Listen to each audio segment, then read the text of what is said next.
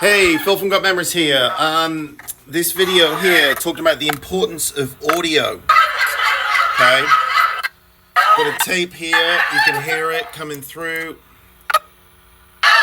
and this is Mini DV. Okay, but not just Mini DV. This is on Mini DV tape, but it's HDV. So there's Mini DV and then there's HDV, which is high definition. But regardless, okay, and if anybody wants to talk about high definition and capturing with, Elgato, I did give the customer the option of going full HD, Firewire, capturing it all in its native. Give the price over, and they're like, no, I'm good. So, trolls out there, yeah. Okay, so I'm going to go ahead and... Yeah.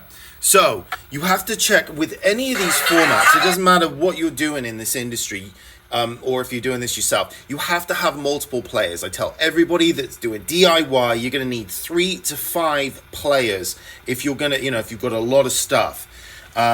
This particular job is 55 tapes.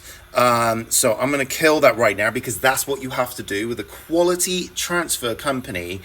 How many videotapes I've almost captured to the end and I kill it because it's unacceptable quality. Okay, now it could be that this is the process of elimination here with the players, the tapes. Is it the tape? Is it the player? So what you do, and right now I've only got 3 HDV players, so I'm kind of stuck. So what I'm going to do is I'm going to put another tape in there and see if I can simulate the same problem. If the problem is happening on the same tape, I'm going to try another tape, a 3 go around here, and let's have a look. Of course, this is blank. Is it blank? Rewind it. Actually, that's showing as DV. Because this is how you tell the difference. If it's DV, Mini DV, digital video, that D and that V right there, versus here it has HDV. Okay? So I'm going to hit play. Yeah, nothing coming through. So now that could mean that the video heads have clogged because the audio is always the telltale sign of video heads that are just starting to get, they're clogging basically. What I'm going to do, grab a head cleaning tape, just the first kind of go around. Otherwise, if it does not clean, then you're gonna have to break it open and let's have a look here. Why is this the wrong one? Pause. No, come on. All right, so I'm gonna run this head cleaner for about 10 seconds, pop that tape back in and see what the situation is. One thing with HDV, when you're doing HDV, it is natively 16:9 most of the time. Well, it is. So you got to, it's going to come out widescreen. So this is kind of like the finished. So you've got the widescreen right there. And let's see, there are date stamps on some of them. If they are available, I do offer that. Question to the customer. Ooh, that was a lot more than 10 seconds. Anyway, let's see. Let me try another one because I don't know what's going on with that tape.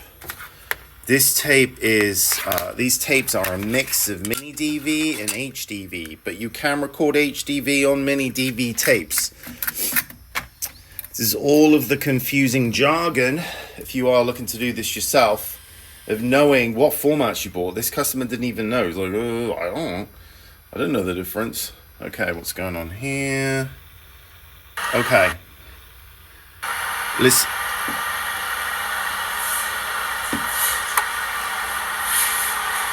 Date stamp. Yeah. So the audio's good. There's no intermittent. Okay. So what I'm going to do is I'm going to rewind that. I am going to keep, I got a feeling this tape here is regular DV. Let's get the tape number. 48. 48. You have to have everything on point as well. All the tape numbers, all the file numbers have to match. Digital file management is so important. Just as important as making sure all the video equipment, player, everything is optimal. I'm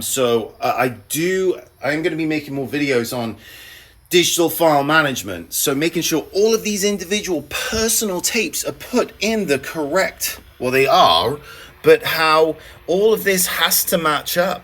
And this, and where I have customers, my usual 15-20% of my business now is redoing work from other companies, where I have to listen to all of the completely avoidable drama if the customers had already taken their phone out and just check reviews and check YouTube videos, check the comments on the cheap Facebook ads, anyone advertising on Facebook. When we see ads on Facebook, you go, oh, or Instagram, you scroll in, someone's like, hey, boo, boo, boo, boo, and you go, oh, and then you see sponsored at the bottom. It's a paid ad. I'm going to do my own, I'll go over to the comments, check, whatever. You have to do your due diligence because you're handing over the only copy of home movies, or people are, and they are, if their house was on fire, when they ask what are the things that you would grab, obviously human beings, pets, and then your memories. But for some reason, the thing that the people would risk their lives for to go into their house to get, somehow there's a disconnect where they're like, I'm going to give it to the lowest bidder, regardless of reviews, regardless of any common sense. I'm going to give this precious box of stuff over to the absolute lowest bidder with red flags everywhere. You can hear it in my voice. I don't understand it. I don't. How people just think, oh, that's perfectly, $8 a tape. Sure, it's going to come out looking great. And yeah. And then also I have, oh, fuck off, this goddamn app.